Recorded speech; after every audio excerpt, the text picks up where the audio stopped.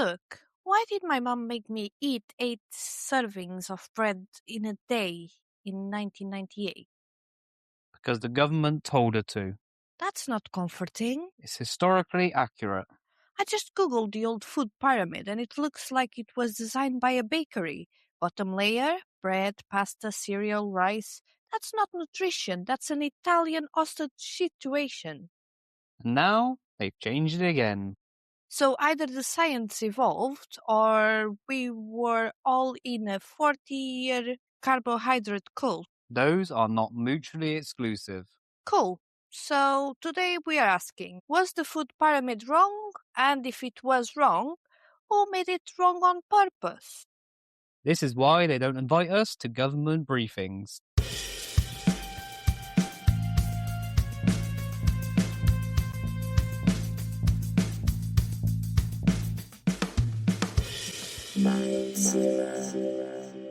Welcome back to Mindzilla, the podcast where we lovingly poke the bear of reality and then ask why it mold us. I'm Jess. And I'm Luke. I'm the one here to keep us tethered to planet Earth while Jess sprints barefoot into the jungle screaming, "The broccoli is lying to us." It is, though. Already. Right, today's episode, the food pyramid. The thing we were all shown in school like it was handed down by Moses himself. Tablets from Mount Kellogg's. Quick question before we go. Oh no. If the food pyramid was wrong for 30 years and millions of people got sick following official advice Yeah. and nobody apologized, nobody was held accountable, Nope. then what else are we politely waiting to be corrected about? Sleep advice, seed oil, sun exposure, antidepressants, ADHD meds, social media for kids, ultra-processed food, microplastics, endocrine disruption, meaning it can mimic hormones in the body, which is why it's been linked to health concerns. Forever chemicals. And how long until we get the updated PDF for those? 2037. And now it's changing again. And every time it changes, millions of people quietly think, wait, was I eating wrong my whole life? Short answer, yes. Long answer, also yes, but in a much more disturbing political, chemical, hormone-soaked way. Let's ground this before Jess accuses a carrot of espionage. Still on the table. The original food pyramid came out in 1992. At the bottom, 6 to 11 servings of bread, pasta, cereal, and rice. Then fruits and vegetables, then meat and dairy. Then fats and sweets at the top like sinful gargoyles. The message was, eat mountains of beige, sprinkle a tomato occasionally, fear the butter like it owes you money. Was it actually based on science? Short answer, sort of. Long answer, it was based on science filtered through politics, economics, and industrial food lobbyists wearing lab coats. The USDA, United States Department of Agriculture, both writes nutrition guidelines and promotes American agriculture. Which is like letting Marlboro write the NHS smoking advice. Grain and dairy industries were massive economic pillars, so shockingly the pyramid put grains at the bottom and dairy in every meal. They basically went, look, America has a wheat problem. We need to sell. I recommend more bread. And fats got demonized. Butter became public enemy number one. Meanwhile, sugar slipped quietly into everything like a greasy little criminal raccoon. Here's where things get awkward for Team Pyramid. Obesity, diabetes, metabolic syndrome, fatty liver disease all skyrocketed during the same decades we were faithfully eating 6 servings of pasta a day. Correlation is not causation. True, but correlation is the universe raising one eyebrow very slowly. 2015 study by the Journal of the American Medical Association showed low-carb diets often outperform low-fat diets for weight loss and metabolic markers. And the 2018 Lancet study linked high refined carbs intake with increased mortality. Ultra-processed food intake exploded. Sugar intake went through the roof. Portion sizes became war crimes. And people were told, it's fine, it's low fat. So they replaced fat with sugar and starch. Which metabolically is like swapping a pillow for a brick. The newer guideline pushes more protein, more whole foods, fewer refined carbs, fewer ultra processed foods. So basically, meat, eggs, veg, dairy, and less beige sadness. Nutrition scientists broadly argue ultra processed foods are bad news. Which is awkward because they make up about 60% of the modern Western diet. So is the new pyramid better? Yes, but also suspiciously late. Okay, let's talk about cow juice. I regret being here. Some cattle are given growth hormones to increase milk and meat production.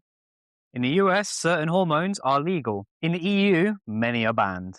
Because Europe looked at them and went, this feels unhinged.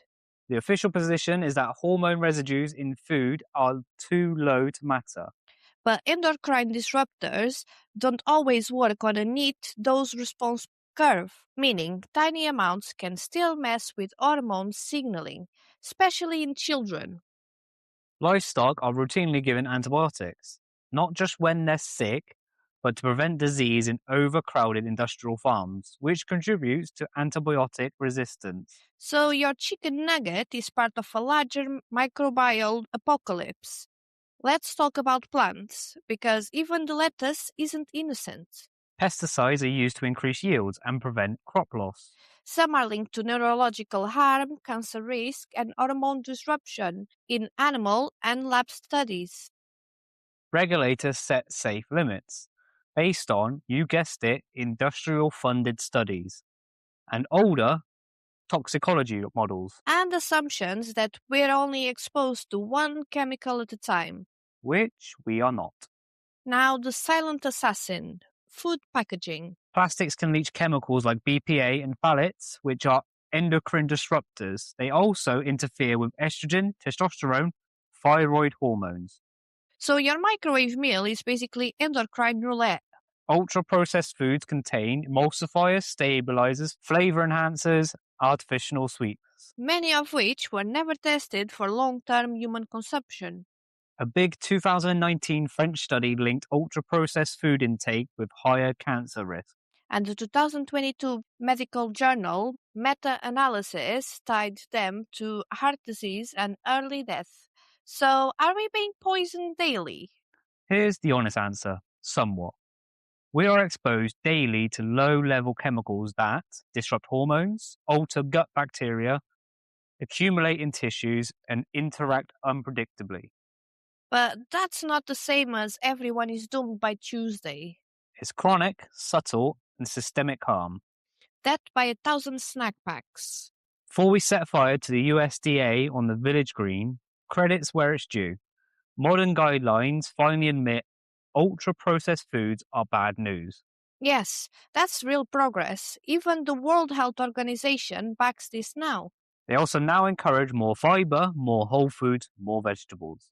which lines up with the long term studies like the Nurses' Health Study and the Harvard cohorts showing lower mortality with whole food diets. And they're finally less afraid of healthy fats. After 40 years of butter shaming. So, slow clap. Tiny clap, like this. Let's now present the villain of the week, Welcome to a new segment, Villain of the Week. where we lightly bully a multinational corporation. Today's villain is none other than Big Sugar.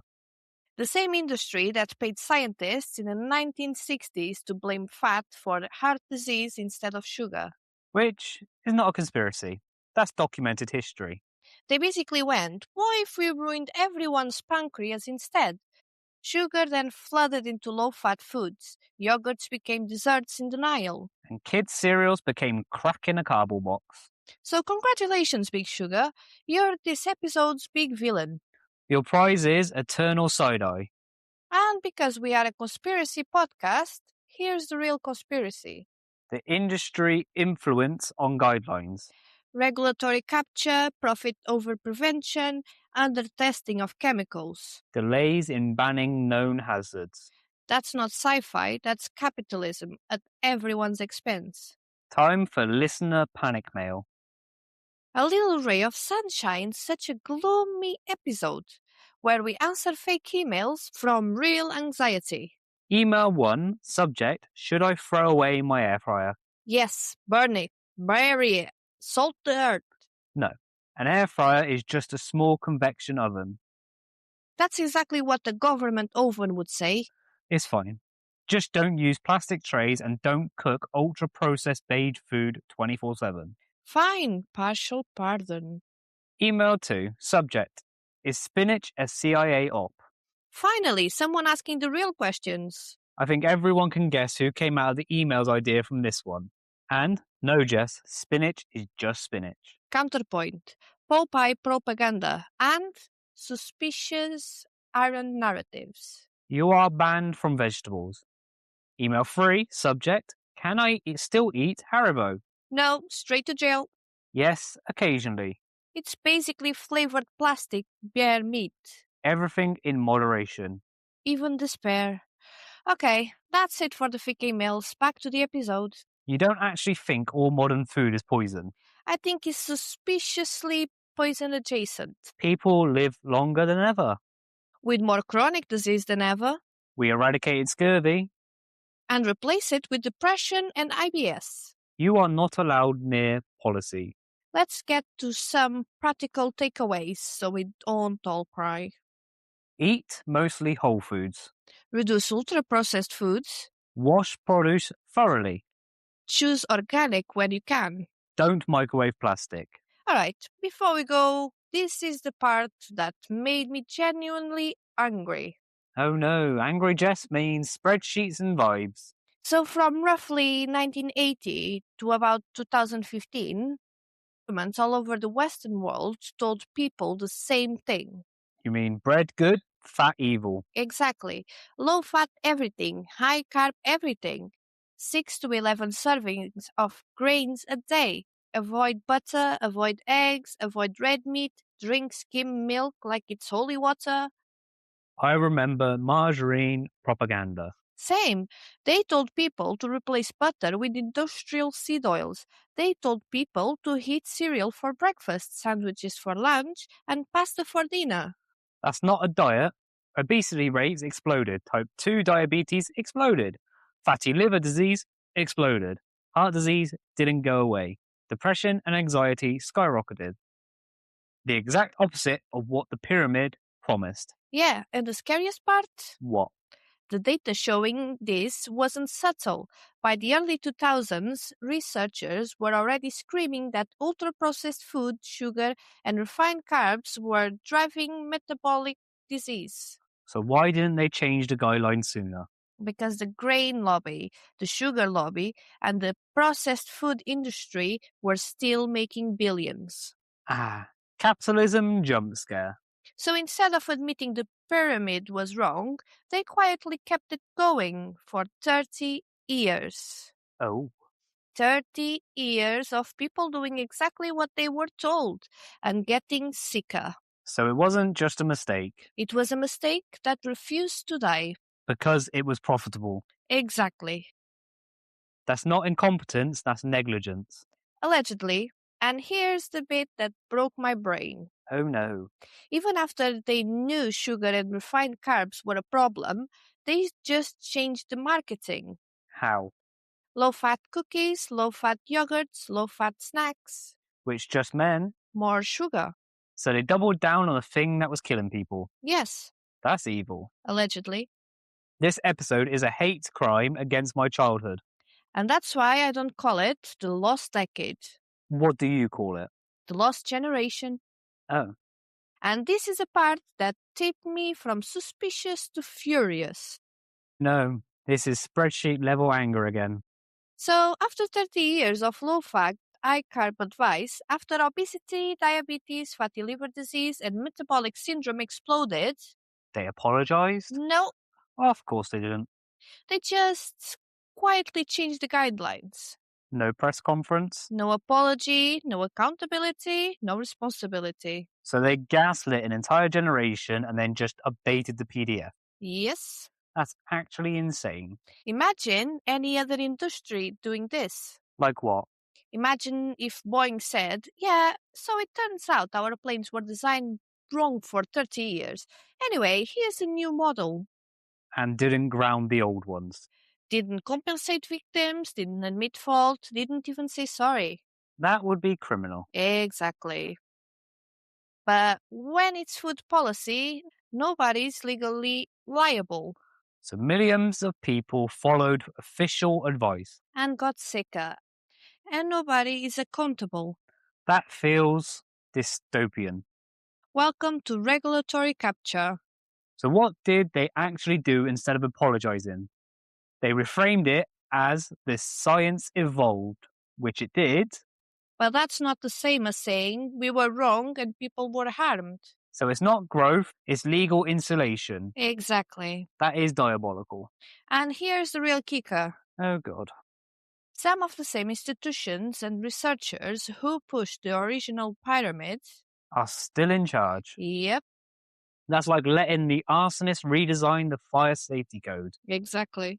So nobody lost their job. No, Nobody faced consequences. no, Nobody stood up and said, we ruined public health. no. Oh, And that's why this doesn't feel like an honest correction, what does it feel like? a controlled narrative pivot, So they kept the same power structures. and just swapped the graphics. That's bleak. Yeah. And that's the conspiracy. Not that science changes. But the institutions never admit harm when money and lawsuits are involved. So the real villain isn't even big grain or sugar anymore. It's liability avoidance. I hate that more. Same. This episode is a hate crime against my remaining trust in reality. The food pyramid was aggressively incomplete and politically convenient, like most things. Before we go, let's brighten this episode with a Patreon shout out. Tier 1, £1 amount for Lux Therapy Fund. I need it after this episode especially. Tier 2, £3 a month for our Conspiracies Around the World mini-series. We're on episode 6 already, exploring the scenic Azorian Islands. And higher tiers get our absolutely unhinged deep dive into Freud's psychology. An episode that should legally come with a warning label. Next week on Mindzilla, Anton LaVey, the founder of Satanism. We're finally doing it. Mount Kellogg's demanded a blood sacrifice. It always does. We'll be back next week. Assuming the broccoli doesn't take me out. Bye. Bye.